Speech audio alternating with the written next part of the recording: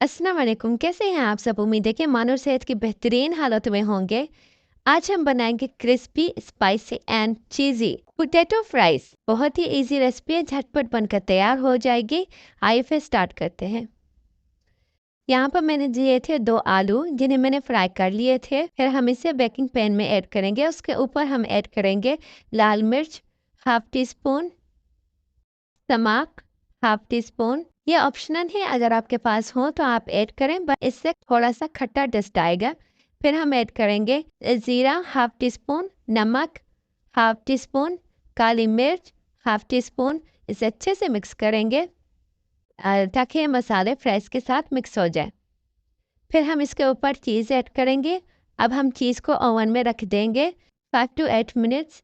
अब हम बनाएंगे सॉस। तो पहले मैंने यहाँ पे लिया है cheese spread 3 tablespoon, hot sauce 1 tablespoon, ketchup 1 table spoon.